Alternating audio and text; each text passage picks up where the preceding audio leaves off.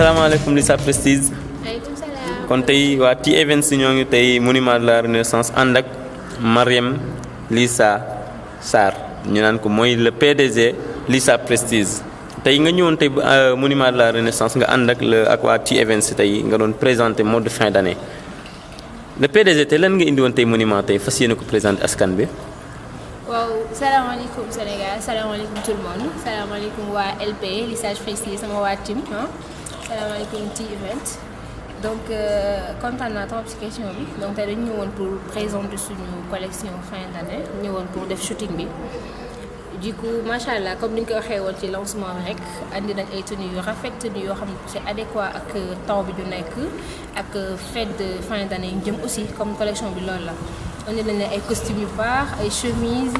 ay robes ay jupes ay vestes pour jigéen et tout. donc loolu daal moo ñu fi indi woon tey macha allah vous verrez après bu image jigéen incha allah. ok donc le PDG donc tey ñëw nga tey indi nga exemple lépp li nga expliqué comprendre nga tey yow tey depuis quand nga taxawal Lissa Prestige. waaw Lissa Prestige je crois que bientôt 1 an lay fêté. incha allah le 17 décembre rek. la ñuy fêté suñu 1 an donc. peut-être mën naa ni matagul 1 an mais mën na ko déjà donc ça fait juste 11 mois seulement. d'accord donc juste 11 mois boobu léegi yaa ngi def activité ak Lissa Prestige depuis boobu léegi ñaata shooting nga defagum ak Lissa Prestige. waaw man comme ni ma koy waxee tout le temps dama bëgg di wax samay réalisation mais leen mooy sama secret leen rek la job. man job laa gëm. liggéey laa gëm et tout donc ñu ngi liggéey en tout cas depuis ñu commencé ak léegi événement bu jàll ñu ngi def suñu ay collection. tabaski dañuy génne collection tabaski korité dañuy génne collection korité ak mode fin d'année bi ñu jub si aussi. job rek la daal liggéey rek la. donc màggal génne collection màggal. non génnewuñu màggal. gàmmu tamit. non. donc tey yow est-ce que am nga yeneen projet devant toi. Oui, on a trop de projets, même beaucoup de projets. Parce que moi, je me dis qu'on vient tout juste de commencer. Nous sommes commencés, nous devons dara. Les lancements là, commencement là, parce qu'on a 1 an, donc il y a trop de projets devant nous. Lissa Prestige, nous préparé à faire donc de les commencements là, il faut dara, franchement. D'accord, donc benn question Lissa Prestige. Lissa Prestige ñoom dañuy def que ay collection ay yére kese la ñuy def ou bien dañuy diversité les tâches. non du tout Lissa Prestige bu ñu xoolee origine bi sax origine bi du yére. nekkul stylisme bi bu ñu ci duggee yàggul origine bi bu ñu commencé rek cosmétique lañ commencé. produit cosmétique lañ di ko commencé. ay parfums et tout ay lait corporel di jaay ay produits cosmétiques après nag ci les stylisme bi ñëw. gën ñu dominer d'autant plus que man stylisme dafa mos a nekk sama passion moom mos ko bëggee et tout. donc après ci lañ commencé mais nekkul yére kese am na produit cosmétique am na ay chaussures yu ñuy jaay. am na lépp daal macha allah lépp loo xam ne élégance la rek dañ koy def. donc Lissa yow yaa ngi jàng wala jàngoo. bon oui je suis étudiante en même temps je suis étudiante en première année. en mathématiques appliquées à l'informatique. donc je suis étudiante et je pense que mes études même sont bon sama favori la quoi sama favori la ñoom ñoo nekk sama favori. maa ngi nekk étudiante en même temps entrepreneuse donc sama étude laa gën a favoriser. d'accord pour ñi ma xam. mais est-ce que yow étude bi sonalu la defu la benn cas ak activités yi ngay def nii. non su may wax dama naan peut-être lii moom ma xaw a sonal mais pas études yi parce que lii moo fekk études yi. du coup maa ngi jéem a gérer parce que là où je vous parle demain dama war a def examen. demain dama war a def examen donc je suis en train de cumuler les deux c'est un peu difficile je peux dire c'est difficile mais bon on gère parce que comme ni ma leen ko waxee la dernière fois question d'organisation la dans la vie moom mën nga cumuler lu bari mais il faut être juste organisé quoi il faut être organisé si tu es organisé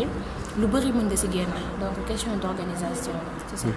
donc yow tu vis avec tes parents. oui je vis avec mes parents. voilà donc j'espère bien que lii ni projet yi ñoo ngi la ci épaulé bu baax su ma waxee dëgg rek bu baax ñoom ñu ngi may ñaanal ñu ngi may épaulé à chaque fois benn faille bu ndaw bu ma am problème bu ndaw bu ma am.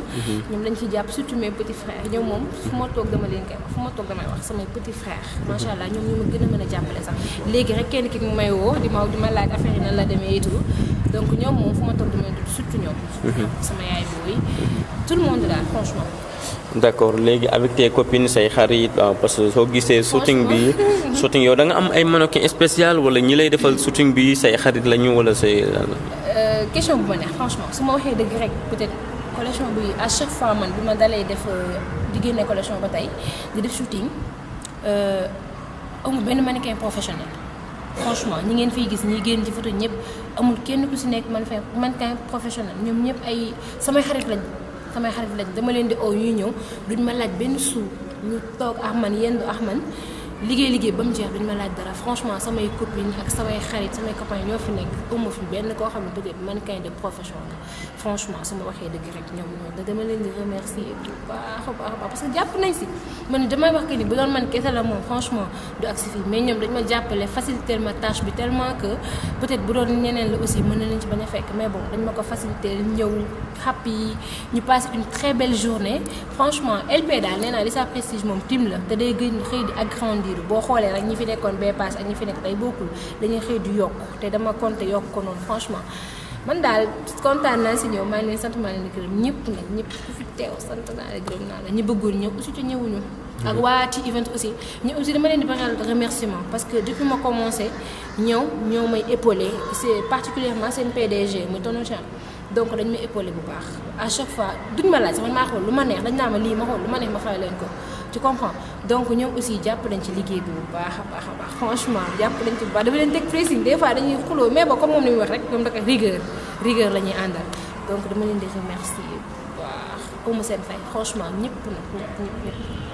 donc Lisa Prestige tey loolu moo nekkoon sa mot de fin d'année tey nga ñëwoon ba Dakar jóge ba Thiès loolu tax nga choisir def ko monument de la Renaissance. bon comme man li may wax tout le temps rek man dama bëgg créativité bëgg originalité tu comprends donc à chaque fois dañ ko daan defee Thiès dans des milieux un peu luxe et tout dañ ko fa daan def mais tey dama jugé la paix ma ne comme monument de la Renaissance c'est un espace boo xam ne peut-être c'est symbolique et que nit ñi bëgg nañ ko te ñun ñoo ko moom aussi nous les Africains pourquoi pas ma andi ko fi ma defee ko fi donc originalité ak créativité moo fi indi franchement. moo tax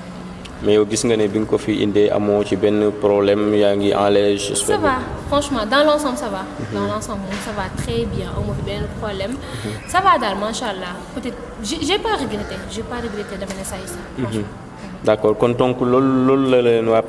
ci events présenté woon tey ak Lisa Prestige le PDG ñu ñëw ba monument de la Renaissance donc ñu def ak moom benn petit interview donc waa ci events de la remercier encore une fois li nga leen jox confiance voilà toute chose boo xam ne yaa ngi koy def nga jox ko teg ko ci loxo ci events donc waa ci events surtout particulièrement le PDG mu ngi lay remercier te équipe bi yëpp kontaan nañ ci yow gis na ni ngi leen di joxe confiance tamit voilà donc ñu lay encourager di la wax bon courage aussi allez Lisa dernier mot. merci à tout le monde franchement merci à tout le monde particulièrement ma famille mes copines et mes top modèles franchement merci à tout le monde merci à TV Event merci à toute l'équipe de Lisa Prestige ñi ci nekkul ñi may conseil ñëpp gis naa lépp dañ may conseiller tellement que man du ma sax comprendre di ma encourager donc je remercie tout le monde merci à vous. d'accord donc rendez-vous. très prochainement. Inch'Allah. Allez bye bye merci. asalaamaaleykum tonton Thiam. maaleykum salaam wa rahmatulah. kooku moom la ñuy am foofu mooy directeur général T-Events waaw moom moo taxawal li nga xam ne moom mooy shooting Lisa Prestige bi waaw ñu bëggoon xam sa relation yi ak Lisa Prestige. merci sama journaliste donc maa ngi tey lépp lu ma mënti wax rek dama koy xeeb maanaam maa ngi leen di nuyu di leen bégee di leen jox seen wàccuwaay. tu vois le PDG ci event su toog fi tey lu jafe nag pour mu def ko muy génn ci écran tey may comprendre toujours les gens demandent le PDG mais nag il faut que mu génn tey ci wax ci Lisa Prestige donc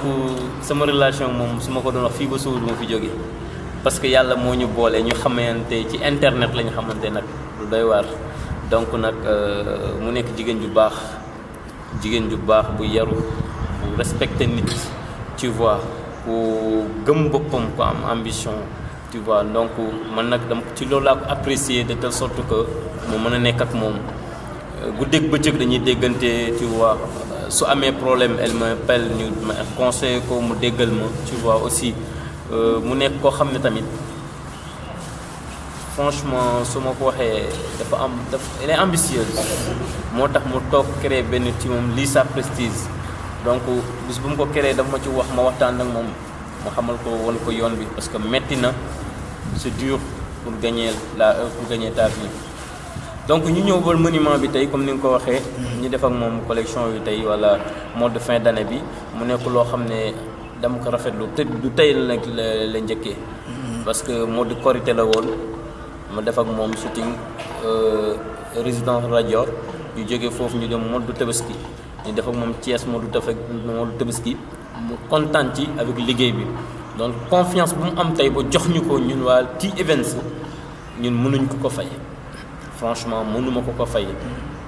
wóolu na ma day bàyyi lépp comme ni ma ko waxee sànq ci vidéo bi nee na dañuy jég ñu tàngal mu metti et je m'en fous duma ko faale parce que rigueur laa koy wax parce que liggéey su en tant que rigueur rek day am tricherie et man loolu laa gëm étant man comme jeune comme moom donc ma koy wax ne di ko encourager ñu ñëw ba monument bi tey comme ni nga ko waxee monument bi tey ñu def mode de fin d'année donc liggéey nañ presque at bi yëpp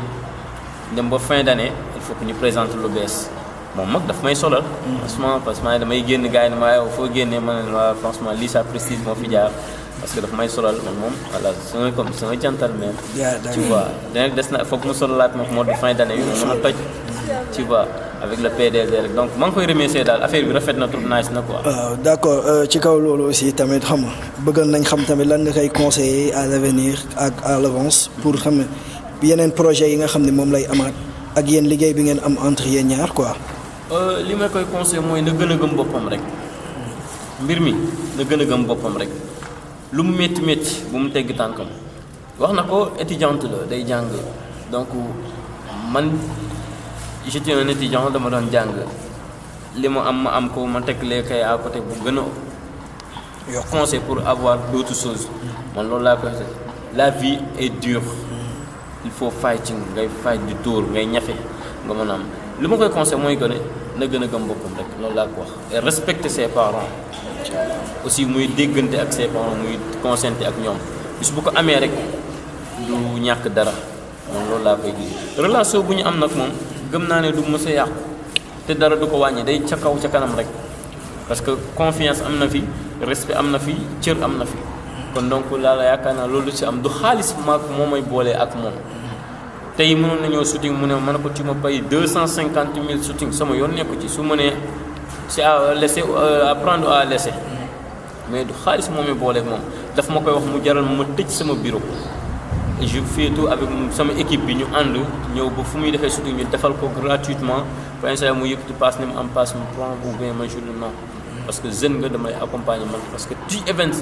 loolu mooy sama objectif maanaam épauler les jeunes yoo xam ne malgré amuñu dara ñoo ngi sant yàlla malgré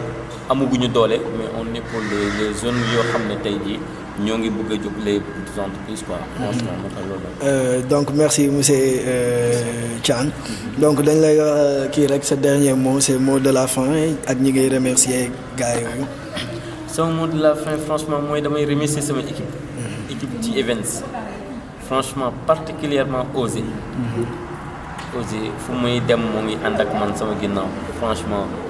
moom je ne cesserai jamais di ko wax dama koy remercier bu baax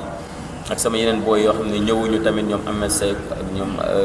booy yu bëri franchement di remercier sama jigéen walla Mintou Badji mu ngi jógee ba Mbour ànd ak man accompagnement ci kii bi tamit di remercier sama yaay